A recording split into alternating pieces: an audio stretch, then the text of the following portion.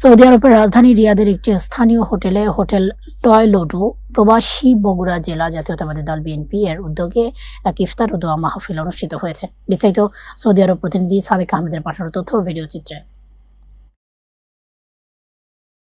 Saudi আরবের রিয়াদে বগুড়া জেলা জাতীয়তাবাদী দল বিএনপির আয়োজনে হোটেল টয়লেডুতে ইফতার ও দোয়া অনুষ্ঠিত হয়েছে।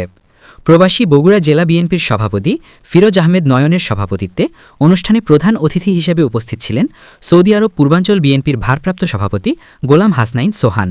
বগুড়া জেলা বিএনপির সহসভাপতি মাহফুজুর রহমানের সঞ্চালনায় অনুষ্ঠানে বিশেষ অতিথি হিসেবে উপস্থিত ছিলেন সৌদি আরব পূর্বাঞ্চল বিএনপির সিনিয়র যুগ্ম সাধারণ সম্পাদক তাজুল ইসলাম গাজী, পূর্বাঞ্চল বিএনপির সাধারণ সম্পাদক মিম সিদ্দিকুর রহমান ইমরান, পূর্বাঞ্চল স্বেচ্ছাসেবক দলের সভাপতি বাকের হোসেন, পূর্বাঞ্চল শ্রমিক দলের সভাপতি বিপ্লব হোসেন আজাদ, প্রবাসী বগুড়া জেলা বিএনপির সাধারণ সম্পাদক মিজান প্রধান, সাংগঠনিক সম্পাদক সুহান সরকার, অর্থ সম্পাদক রেজাউল হক, ইলিয়াস হোসেন, প্রচার সম্পাদক সামিউল, শাহ আলম, ওমর ফারুক, মিজানুর রহমান সহ জাতীয়তাবাদী দলের বিভিন্ন স্তরের নেতৃবৃন্দ। উপস্থিত অতিথিরা সকল ভেদাভেদ ভুলে দিয়ে ঐক্যবদ্ধ হয়ে আগামীর রাজনীতিতে সক্রিয় থাকার আহ্বান জানান। ইফতারের পূর্বে জিয়া পরিবার ও দেশের কল্যাণে দোয়া মোনাজাত করা হয়।